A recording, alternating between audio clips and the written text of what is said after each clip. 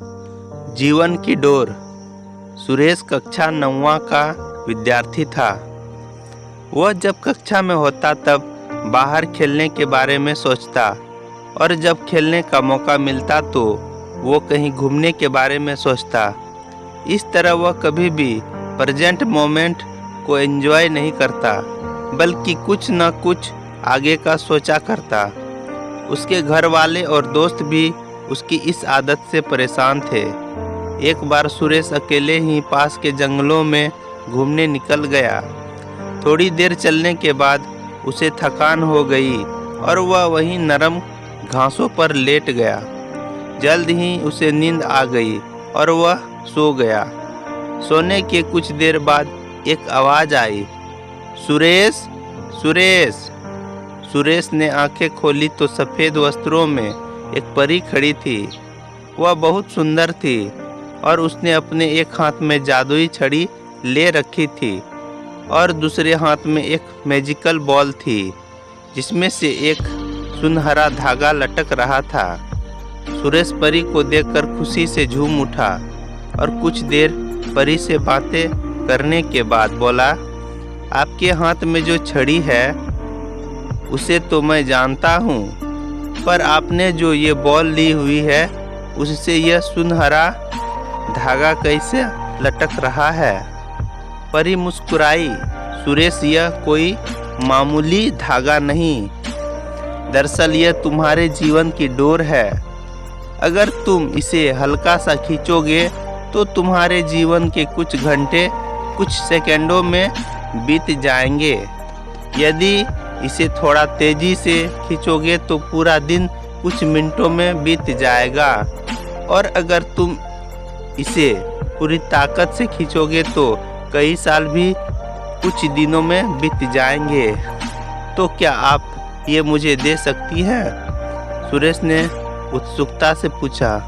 हाँ हाँ, क्यों नहीं, ये लो, पकड़ो इसे, पर ध्यान रहे एक बार अगर समय में तुम आगे चले गए तो पीछे नहीं आ सकते।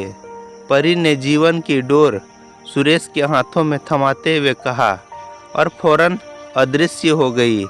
अगले दिन सुरेश कक्षा में बैठा खेलने के बारे में सोच रहा था, पर शिक्षक के रहते वो बाहर जाता भी तो कैसे। तभी उसे परी द्वारा दी गई सुनहरे धागों वाली बॉल का ख्याल आया। उसने धीरे से बॉल निकाली और डोर को जरा सा खींच दिया। कुछ ही सेकंडों में वह मैदान में खेल रहा था। वाह, मज़ा आ गया, सुरेश ने मन ही मन सोचा। फिर वह कुछ देर खेलता रहा, पर मौजूदा वक्त में न जीने की अपनी आदत के अनुसार वह फिर से कुछ ही देर में उब गया और सोचने लगा, ये बच्चों की तरह जीने में कोई मज़ा नहीं है। क्यों न मैं अपने जीवन की डोर को खींचकर जवानी में चला जाऊं। और झटपट उसने डोर कुछ तेजी से खींच दी। सुरेश अब एक शादीशुदा आदमी बन चुका था और अपने 2 प्यारे प्यारे बच्चों के साथ रह रहा था। उसकी प्यारी माँ, जो उसे जान से भी ज़्यादा चाहती थी, अब बूढ़ी हो चुकी थी और पिता, जो उसे अपने कंधों पर बैठाकर घूमा करते थे, वृद्ध और बीमार हो चले थे। इस परिवर्तन से सुरेश अपने माता पिता के लिए थोड़ा दुखी जरूर था, पर अपना परिवार और बच्चे हो जाने के कारण उसे बहुत अच्छा महसूस हो रहा था। 1-2 महीने सब ठीक ठाक चला, पर सुरेश ने कभी अपने वर्तमान को आनंद के साथ जीना सीखा ही नहीं था। कुछ दिन बाद वह सोचने लगा, मेरे ऊपर परिवार की कितनी जिम्मेदारी आ गई है। बच्चों को संभालना इतना आसान भी नहीं, ऊपर से ऑफिस की टेंशन अलग है। माता पिता का स्वास्थ्य भी ठीक नहीं रहता।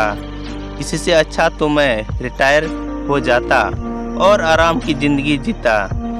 और यही सोचते सोचते उसने जीवन की डोर को पूरी ताकत से खींच दिया। कुछ ही दिनों में वह एक 80 साल का वृद्ध हो गया। अब सब कुछ बदला चुका था। उसके सारे बाल सफ़ेद हो चले थे, झुर्रियाँ लटक रही थी। उसके माता पिता कब के उसे छोड़कर जा चुके थे। यहाँ तक कि उसकी प्यारी पत्नी भी किसी बीमारी के कारण मर चुकी थी। वह घर में बिल्कुल अकेला था।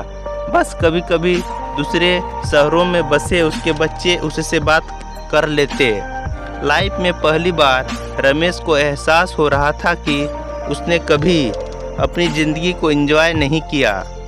उसने न स्कूल डेज में मस्ती की, न कभी कॉलेज का मुंह देखा, वह न कभी अपनी पत्नी के साथ कहीं घूमने गया और ना ही अपने माता पिता के साथ अच्छे पल बिताए। यहाँ तक कि वो अपने प्यारे बच्चों का बचपन भी ठीक से नहीं देख पाया। आज सुरेश बेहद दुखी था। अपना बीता हुआ कल देखकर वह समझ पा रहा था कि अपनी बेचैनी और व्याकुलता में उसने जीवन की कितनी सारी छोटी छोटी खुशियाँ यूं ही गंवा दी। आज उसे वो दिन याद आ रहा था जब परी ने उसे वो मैजिकल बॉल दी थी। एक बार फिर वह उठा और उसी जंगल में जाने लगा और बचपन में वह जिस जगह परी से मिला था वहीं मायूस बैठ अपने आंसू बहाने लगा। तभी किसी की आवाज़ आई, सुरेश सुरेश। सुरेश ने पलट कर देखा तो एक बार फिर वही परी उसके सामने खड़ी थी।